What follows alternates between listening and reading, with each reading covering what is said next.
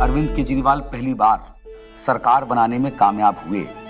70 में 67 सीटें कोई सोच सकता है? 70 में 62 सीटें कोई सोच सकता है साहब? तो उसके बाद से विरोधियों को लगा कि नहीं भाई, ये तो जमीन पे जो है वो काम कर रहे हैं, लोग इनसे जुड़ रहे हैं।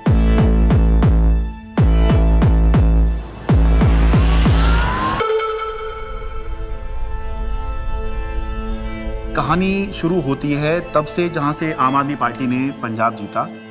लोगों की भूख थी आम आदमी पार्टी की। उन्होंने कहा आम आदमी पार्टी हमें चाहिए। लोगों ने वोट दिया और पंजाब में आम आदमी पार्टी का जन्म हो गया। पंजाब के लोग जो हैं वो सच्चे बंदों को पसंद करते हैं और जिसके साथ दिल से जुड़ जाएं जुड़ जाएं।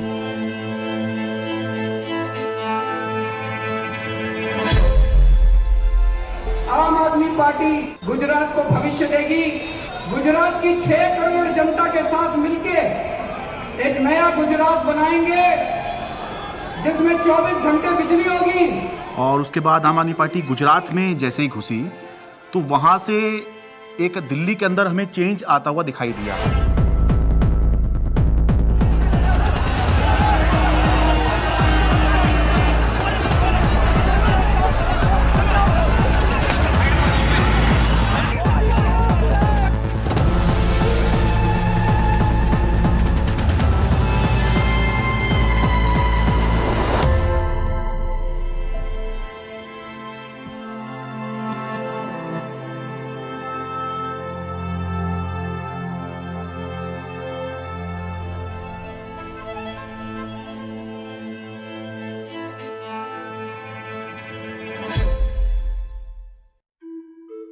So it started, I think, with the arrest of Satyendra Jain ji, and मुझे ये लगता है कि ये स्ट्रैटेजी उनकी शायद रही होगी कि जो भी अरविंद केजरीवाल के सिर्फ आईज, ईयर्स, आर्म्स, हैंड्स, जो पूरी टीम है, कि अगर हम उस टीम को डिकैपिटेट कर देंगे तो हो सकता है कि काम रुक जाए। टेबल में बैठे होंगे बीजेपी के 3-4 लोग बड़े बड़े, बोले यार अब केजरीवाल को बेईमान साबित करने का क्या तरीका। किसी ने आइडिया दिया होगा कि कुछ घोटाला, बोले यार कोई घोटाला कैसे, कोई चिपकेगा नहीं इस आदमी पे। दिल्ली के स्वास्थ्य मंत्री सत्येंद्र जैन को ईडी ने हिरासत में लिया। एनफोर्समेंट डायरेक्टरेट ने सबसे पहले अरेस्ट होने वालों में मैं था। ऐसे तो कोई कर्म किए नहीं थे कि जेल चले जाएं। फिर मैंने कहा ऐसे कर्म भी नहीं किए थे मंत्री बन जाए। तो क्योंकि मुझको पूरा केस पता था तो मुझे लगा ठीक है, एजेंसी अगर अरेस्ट कर रही है थोड़े दिन में छूट जाएंगे। Why are they threatened by us? And the answer to me is very clear. आम आदमी पार्टी केवल एक सरकार या 10 नेताओं की पार्टी नहीं है। आम आदमी पार्टी एक सोच है। तब तक जो भी गिरफ्तार होते थे, पॉलिटिकल लोग भी जो गिरफ्तार होते थे, महीने में, 2 महीने में, 3 महीने में निकल के आ जाते थे। तब हमने ये नहीं सोचा था कि इतना लंबा चलेगा। अब ये जानकारी मिल रही है कि मनीष सिसोदिया को गिरफ्तार कर लिया गया है। इस वक्त की बड़ी सीबीआई बुलाया जाता था, ईडी बुलाया जाता था, उनके घर पे रेड हुई, उनके बैंक के लॉकर पे रेड हुई, दिल्ली सचिवालय में उनके ऑफिस में रेड हुई, उनकी यहाँ तक कि उनके पैतृक गांव में भी सीबीआई और ईडी वाले पहुँच गए थे। देखिए हमें तो पता था कि आम आदमी पार्टी के किसी भी नेता के पास एक भी पैसा नहीं है, और मेरे ख्याल से आज ही ईडी और सीबीआई को भी पता है। मैं तो खुश था कि दिल्ली में एक ऐसी शराब पॉलिसी बनाई गई है जिसमें एक मॉल में 27 शराब की दुकानें थीं, वो अब कम हो जाएंगी और सरकार को रेवेन्यू बहुत ज़बरदस्त मिलेगा। तो मैं तो खुश था कि अच्छी पॉलिसी बनाई गई है और कई राज्य इस पॉलिसी को देख रहे थे। पर अचानक इन्होंने चिल्लाना शुरू किया है तो स्कैम हो गया है, स्कैम हो गया है, स्कैम हो गया है। अगर एक अच्छी पॉलिसी को ये स्कैम करार देके सीबीआई और ईडी में केस रजिस्टर करा सकते हैं तो अब किसी भी हद तक जा सकते हैं। मनीष सिसोदिया को ईडी ने गिरफ्तार कर लिया है। तिहाड़ जेल में पूछताछ के बाद मनीष सिसोदिया को अब ईडी ने गिरफ्तार कर लिया है। इससे पहले सीबीआई ने उनको गिरफ्तार किया था और वो इसमें पीएमएलए में 2 ही कंडीशन में बेल हो सकती है। पहली कंडीशन या तो जो सरकार का इन्वेस्टिगेशन एजेंसी है वो कह दे कि केस नहीं। दूसरी कंडीशन बेल हो सकती है जब इन्वेस्टिगेशन एजेंसी द्वारा डाले गए सारे कागज जांच कर लिए जाएं। तो भाजपा की इन्वेस्टिगेशन एजेंसी क्या करती थी, लाखों की तादाद में कागज डाल दिए। अब जज साहब कितना टाइम लगाएंगे वो देखने को, 10 साल। हमने प्रोसीडिंग्स भी पूरी देखी थी सुप्रीम कोर्ट के अंदर। और सुप्रीम कोर्ट ने जो जिस तरह कमेंट्स किए थे उससे ऐसा लग रहा था कि ये केस कुछ है ही नहीं। सुप्रीम कोर्ट ने यहाँ तक कह दिया था कि आपका केस जो है ट्रायल के अंदर 2 मिनट में गिर जाएगा। किस तरह का केस आप बना के लाए हैं, क्योंकि सीबीआई के बाद मनीष सिसोदिया को ईडी ने भी गिरफ्तार कर लिया था, तो दोनों ही के अंदर जमानत उनको चाहिए थी। अब जब जैसे ही 30 अक्टूबर का दिन था, सुप्रीम कोर्ट ने बेल रिजेक्ट कर दी। जेल में पूछताछ के बाद मनीष सिसोदिया को अब ईडी ने गिरफ्तार कर लिया है। इससे पहले सीबीआई ने उनको गिरफ्तार किया था और वो तिहाड़ जेल में है। सीधे चलते हैं जितेंद्र शर्मा के पास। जितेंद्र, बताइए, ईडी ने गिरफ्तार कर लिया है मनीष को? जी बिल्कुल, आप देखिए दूसरे दिन लगातार जो ईडी है वो मनीष सिसोदिया को अरेस्ट करके उनका टारगेट अरविंद केजरीवाल ही था। इनको ये लगा था, इनके कैलकुलेशन में, कि पार्टी के साइकी में फर्क पड़ेगा, लोग टूटते जाएंगे। तो इसका मतलब ये है कि डेस्परेशन के मापदंड पे तो भारतीय जनता पार्टी अपने लास्ट थ्रेशोल्ड पे पहुंची और भारतीय जनता पार्टी की लीडरशिप भी उस थ्रेशोल्ड तक पहुंच गई कि अब और कोई तरीका नहीं है इनको जेल में डालने। बड़ी खबर यह है, आम आदमी पार्टी के सांसद संजय सिंह गिरफ्तार कर लिए गए हैं। आपके सांसद संजय सिंह की हो गई है गिरफ्तारी। ईडी ने करते थे संजय सिंह, उस पर कहीं ना कहीं एक बड़ी चोट फिलहाल आम आदमी पार्टी के लिए रहेगी, लेकिन राजनीतिक रूप से ये नुकसान तो है ही। लेकिन क्या सरकार का पक्ष रहेगा शराब नीति मामले में जब ये गिरफ्तारी हुई है, इसका भी इंतजार रहेगा।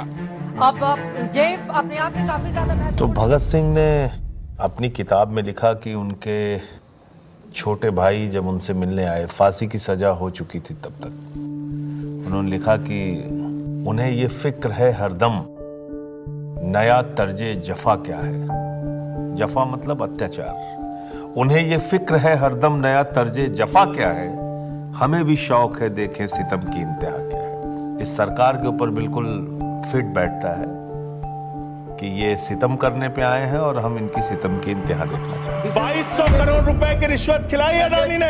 Nothing is going on record. 2200 crore रुपए की रिश्वत आपके अधिकारियों को। संजय जी, 2200 करोड़ की रिश्वत। संजय जी प्लीज। सर वो क्या बोल रहे हैं सर? वो आप इधर बोलेंगे कि उधर बोलेंगे? जिस तरीके से पार्लियामेंट में और पार्लियामेंट के बाहर अगर अरविंद केजरीवाल और पार्टी के वॉइस को एक स्ट्रक्चर करके जनता और देश के सामने रख रहे थे, बीजेपी उससे बहुत इरिटेटेड और फ्रस्ट्रेटेड थी।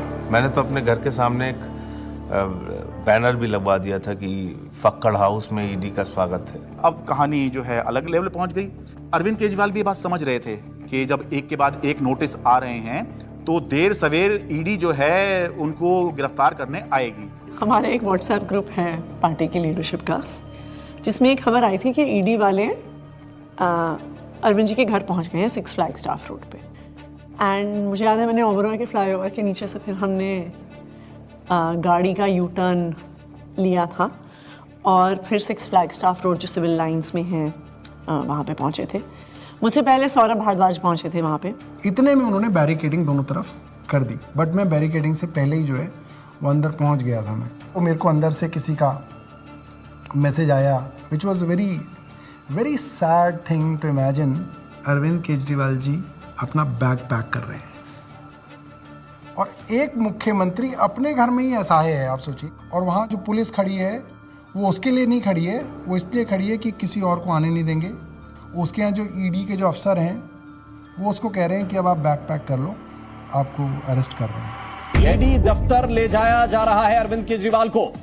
इस वक्त की बड़ी खबर, बड़ा अपडेट, अरविंद केजरीवाल को ईडी ने गिरफ्तार किया है और ईडी दफ्तर उनको ले जाया जा रहा है। जिस तरीके से अब दिल्ली के मुख्यमंत्री अरविंद केजरीवाल को ईडी दफ्तर ले जाने की तैयारी की जा रही है और ये माना जा रहा है कि अब ईडी दफ्तर में उनसे पूछताछ होगी और उनके सामने। जब से मैं जर्नलिस्ट बना हूं 17 साल से, मैंने नहीं देखा किसी सिटिंग चीफ मिनिस्टर को अरेस्ट किया गया हो।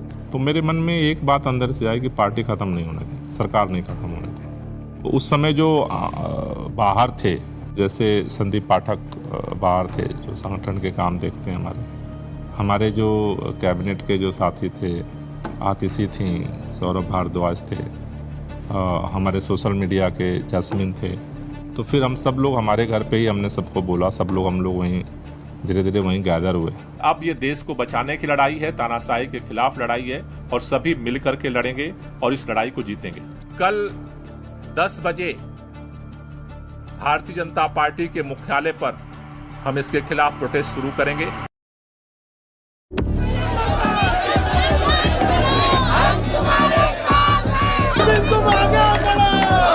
सबसे पहले मैं पहुंचा वहां। हुआ ये कि लोग पार्टी ऑफिस चले गए और हम और दुर्गेश पाठक जी जो ITO वाला चौराहा है उस पर रुक गए। ITO पे मैं जब पहुंचा तो मैंने देखा कि मेरे सामने ही आतिशी और सौरभ को अरेस्ट कर लिया गया।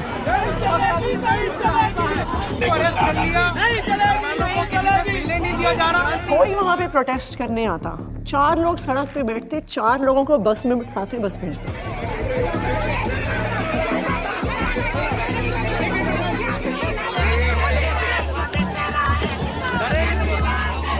ITO के ऊपर एक फुट ओवर ब्रिज है, ऊपर अगर आप जाओगे तो मैं लोकेशन चेंज करता रहता था, तो कहीं एक जगह जाके ऐसे शांत खड़ा हो जाता था, फिर मैं देखता था कौन आ रहा है किधर से, तो मैं देखता था उधर से 20 लोग आ रहे हैं, तो उनमें से मैं पहचान जाता था। मोस्टली मैं ऑर्गेनाइजेशन में काम करता था तो सबके नंबर थे, तो मैं उनको फ़ोन करके बोलता था अभी रुक जाओ 10 मिनट, मैं जहाँ बोलूँगा उस डायरेक्शन में जाना।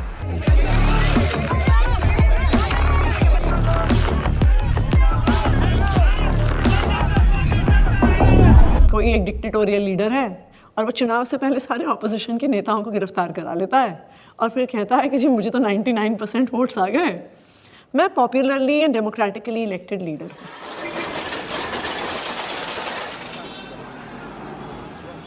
Can I have water? इसको इधर रख सकते हैं बगल में,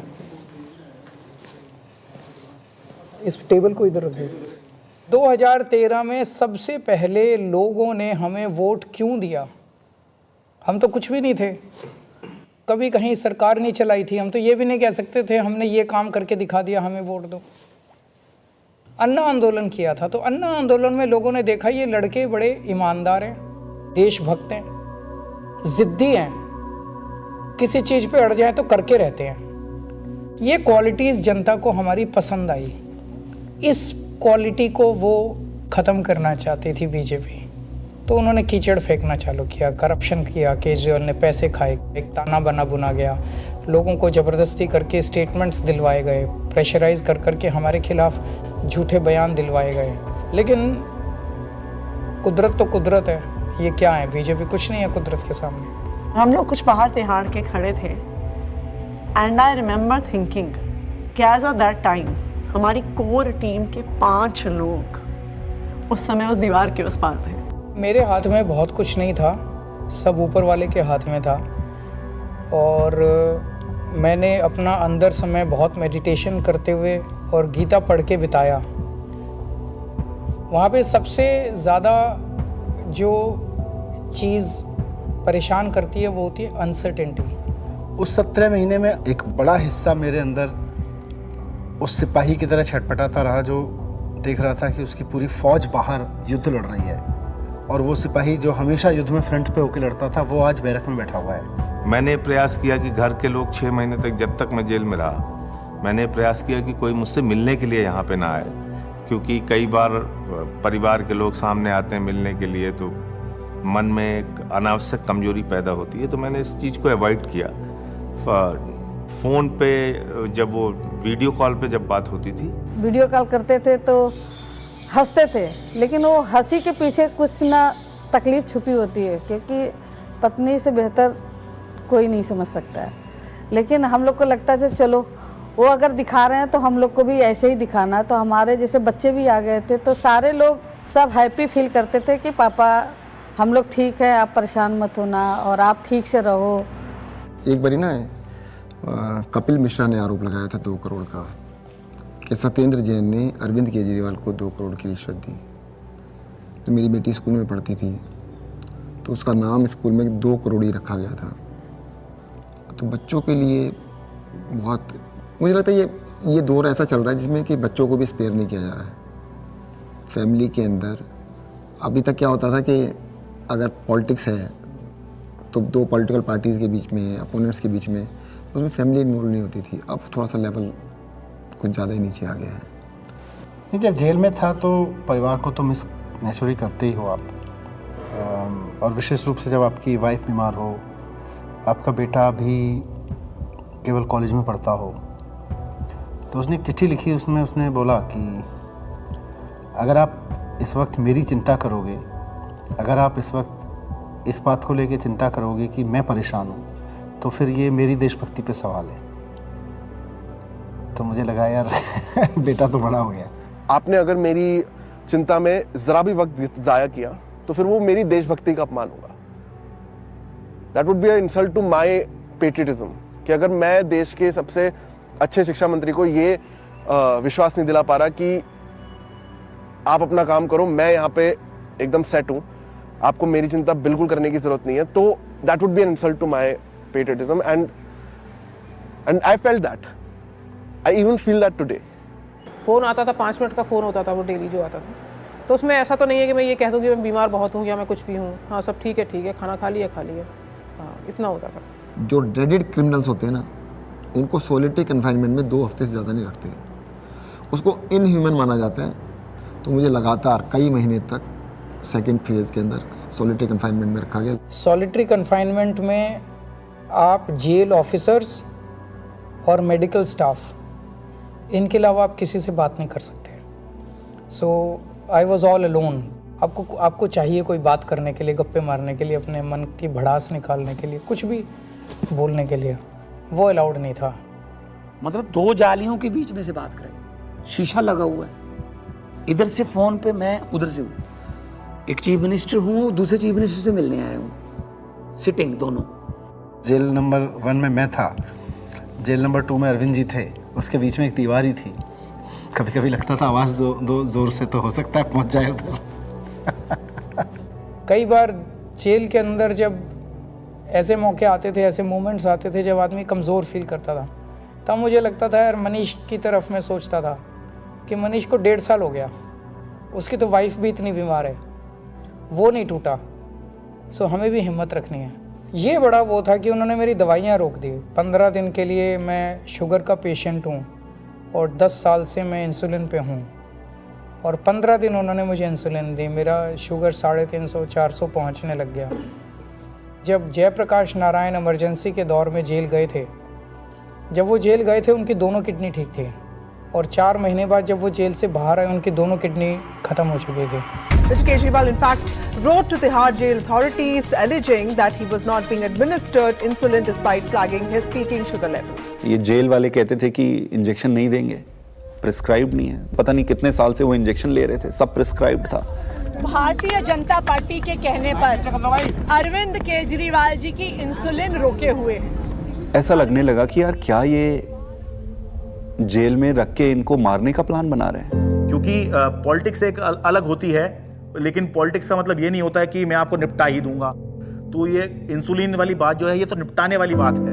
विरोधी होते हैं राजनीति में, लेकिन दुश्मन नहीं होते। कोर्ट के आदेश पर डॉक्टर्स की कमेटी बनती है, उसके बाद जो है इंसुलिन दी जाती है। आम आदमी पार्टी का मोराल जो था वो डाउन था। क्यों? कि आम आदमी पार्टी जो है वो 2 चीज पे चलती है, केजरीवाल का नाम और वॉलंटियर का काम।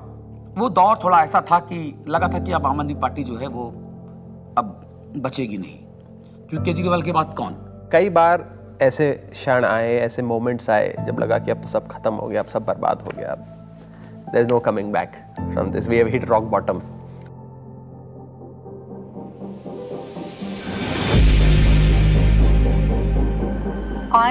I really admire her for her strength.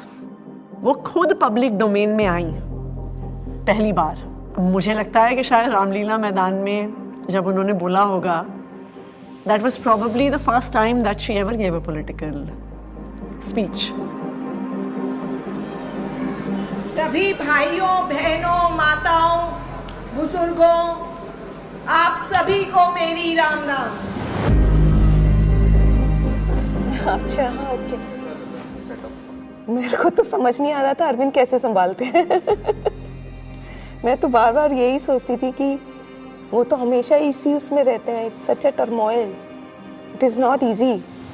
मेरी पत्नी ने आज तक कभी पॉलिटिक्स में पार्टिसिपेट नहीं किया था, कभी वो सामने नहीं आई, आपने कभी उनको नहीं देखा होगा। वो हमेशा शी एंकर्स द हाउस, लेकिन इस दौरान मजबूरी में उन्हें बाहर आना पड़ा, सामने आना पड़ा। कुछ प्लानिंग नहीं थी, इट्स जस्ट दैट कि मैं अरविंद जी से मिलने गई, उन्होंने कहा कि ये मेरा मैसेज पार्टी तक दे दो, क्योंकि ये एप्रीहेंडेड की पार्टी में तो बड़ी खलबली में जो भी है, उन्होंने एक मैसेज दिया और उस मैसेज की मैंने एक वीडियो रिलीज़ कर दी, अरविंद जी का मैसेज। तो वो स्लोली शायद एक एंकरिंग हो गई मेरी, और मेरा एक रोल डिफाइन हो गया, मेरी एक जिम्मेदारी डिफाइन हो गई। और जिस तरह से वो सारे पार्टी के सीनियर लीडर्स से, चाहे वो पंजाब के थे, चाहे वो देश भर के दूसरे राज्यों के थे, चाहे वो दिल्ली के थे, सबसे मिल रही थी, सबको हौसला दे रही थी और सबको एकजुट रखा उन्होंने, वो मुझे लगता है कि काफ़ी काबिल तारीफ़ है। उनके साथ जो है विधायकों की मीटिंग कराई गई ताकि सबका भरोसा बना रहे कि हाँ, घबराने की ज़रूरत नहीं है, अभी भी सब कुछ ठीक है। तो वो संवाद पार्षदों के साथ में, विधायकों के साथ में, मंत्रियों के साथ में, सांसदों के साथ में, ये सब सुनीता केजरीवाल ने ये सब किया। मुझे याद आ रहा है कि मार्च के शायद आखिरी दिन रहा होगा, दिल्ली के अंदर रामलीला मैदान में इंडिया ब्लॉक की एक बड़ी रैली हुई और वो रैली इसलिए हुई कि एक तरफ अरविंद केजरीवाल को गिरफ्तार किया था, मौजूदा मुख्यमंत्री को गिरफ्तार किया था, देश में ऐसा पहली बार हुआ। दूसरी तरफ झारखंड के मुख्यमंत्री हुआ करते थे, उनको गिरफ्तार किया गया था। तो दिल्ली में आम आदमी पार्टी ने इसकी अगुवाई करी, इस इंडिया ब्लॉक की रैली की, और रामलीला मैदान में बड़ी रैली हुई। और उस रैली का जो अचीवमेंट था कि इंडिया ब्लॉक के सारे बड़े नेता उस एक मंच पर आ गए, अपनी सारी जितनी भी उनकी आपसी विवाद हैं, आपसी मतभेद हैं, जो होता है, होगा भी, पहले भी था, आगे भी होगा, लेकिन उसके बावजूद भी जब अरविंद केजरीवाल की गिरफ्तारी का मुद्दा था तो उसको लेकर सोनिया गांधी, प्रियंका गांधी, राहुल गांधी, ये तीनों जो हैं उस दिन इंडिया ब्लॉक की रैली में आए और सारे बड़े नेता जितने गठबंधन में हैं, चाहे वो अखिलेश यादव हों, शरद पवार हों, और उससे जो है एक माहौल बना कि बीजेपी से लड़ने के लिए, या बाद में बीजेपी ने जब ये इंडिया गठबंधन बनते देखा तो एनडीए भी कहना शुरू कर दिया, उससे पहले बीजेपी ही चल रही थी। एनडीए से लड़ने के लिए एक इंडिया ब्लॉक जो है वो अब बन गया है, जिसमें मिलके जो है बीजेपी को चुनौती दे सकते हैं। भारतीय जनता पार्टी इसलिए इस मॉरल वॉर को हार गई क्योंकि हमारे तमाम नेताओं के गिरफ्तार होने के बावजूद भी हम एक दिन भी डिफेंसिव नहीं थे। ये जेल भेज दें, कितने मुकदमे हमारे पे रोज चल रहे हैं, कोर्ट की तारीख आती है, जाते हैं, भुगतते हैं, पुलिस वाले आते रहते हैं, एसएचओ बदलते रहते हैं, रोज मुकदमे होते रहे। आम आदमी पार्टी का जो डीएनए है वो भारतीय जनता पार्टी के आगे झुकेगा नहीं, दबेगा नहीं, रुकेगा नहीं, और आम आदमी पार्टी इसीलिए जिंदा है। एक अहम मुकाम जो था इस संघर्ष का तब आया जब अचानक से 2 अप्रैल को सुप्रीम कोर्ट ने संजय सिंह को जमानत दे दी। संजय सिंह को जमानत मिल गई है। आम आदमी पार्टी के सांसद संजय सिंह को जमानत मिल गई। जश्न का वक्त नहीं है, जंग का वक्त है। संघर्ष के लिए तैयार हो जाओ, जम के लड़ेंगे और लड़ेंगे।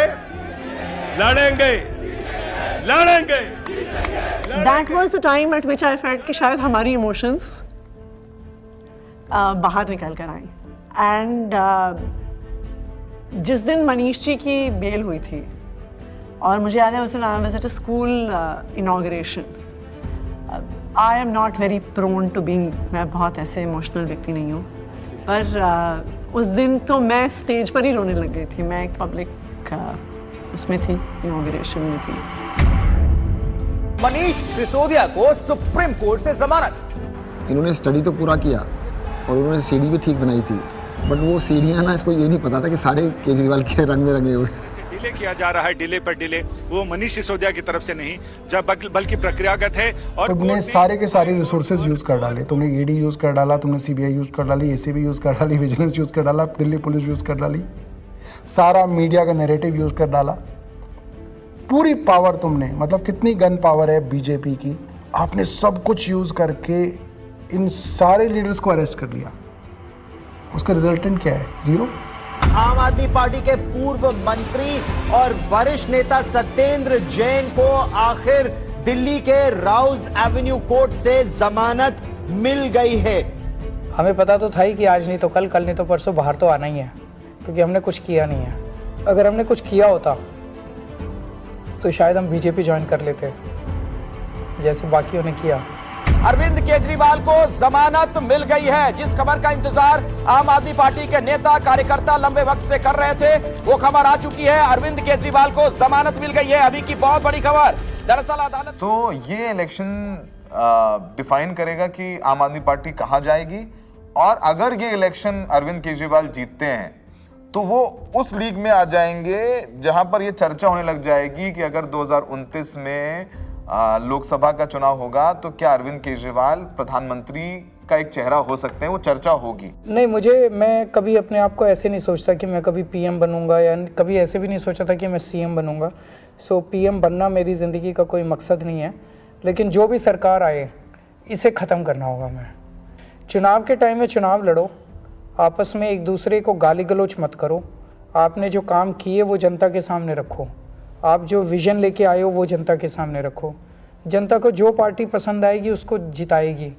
जीतने के बाद सारी पार्टियों को मिलके फिर काम करना चाहिए, देश के लिए काम करना चाहिए, चाहे पक्ष में हो विपक्ष में हो। विपक्ष को कंस्ट्रक्टिव क्रिटिसिज्म करना चाहिए ताकि सरकार अच्छा काम कर सके, लेकिन एक दूसरे का जेल में डालना ये अच्छी राजनीति नहीं है। मैं दिल्ली की जनता से पूछना चाहता हूं, मैं देश की जनता से पूछना चाहता हूं कि क्या केजरीवाल ईमानदार है कि गुनहगार है? दोस्तों, 2 दिन के बाद, आज से 2 दिन के बाद मैं सीएम की कुर्सी से इस्तीफा देने जा रहा हूं, और मैं तब तक सीएम की कुर्सी पे नहीं बैठूंगा जब तक जनता अपना फैसला ना सुना दे। Did you anticipate his resignation and why did he resign? रुके न जो, झुके न जो, दबे न जो, मिटे न जो, हम वो इंकलाब हैं, जुल्म का जवाब हैं, हर शहीद हर गरीब का हम ही तो ख्वाब हैं। रुके न जो, झुके न जो, जी रहे हैं इसलिए कि प्यार जग में जी सके, प्यार जग में जी सके, प्यार जग में जी सके। जब हमने पार्टी बनाई थी तब सभी नेताओं और मीडिया ने कहा था कि इनकी एक भी सीट नहीं आएगी, लेकिन जनता ने मुझे मुख्यमंत्री बना दिया। जब हमने 2014 में असूलों के आधार पर सरकार छोड़ी तो इन सब ने फिर शोर मचाया कि आम आदमी पार्टी खत्म हो गई, अरविंद केजरीवाल खत्म हो गए। लेकिन फिर जनता ने हमें 67 सीटों के साथ जीत दिलाई, और 2020 में हमने वो कर दिखाया जो किसी ने सोचा भी नहीं था। हमने अपने काम के नाम पे वोट मांगे, शिक्षा और स्वास्थ्य के नाम पे वोट मांगे। सबने कहा कि इस देश में शिक्षा और स्वास्थ्य पर कोई वोट नहीं देगा, लेकिन जनता ने फिर सबको गलत साबित कर दिया। जनता ने कहा, अगर आप हमारे लिए काम करोगे तो हम आपको पावर देंगे। मैंने तो राजनीति में इतना ही सीखा है कि जब जनता अपना मन बना लेती है तो भले ही उनके सामने कितना बड़ा तानाशाह हो, पूरे सिस्टम की ताकत हो या बड़ी बड़ी पार्टियां हों, जनता सबको ध्वस्त कर देती है। जनता के सामने किसी का अहंकार नहीं चलता, और जनता से बढ़कर कोई अदालत नहीं है। इसलिए मैं जनता के बीच जाऊंगा और अब जनता फैसला करेगी। जुल्म का जवाब है, हर शहीद हर गरीब का हम ही तो ख्वाब हैं। रुके न जो।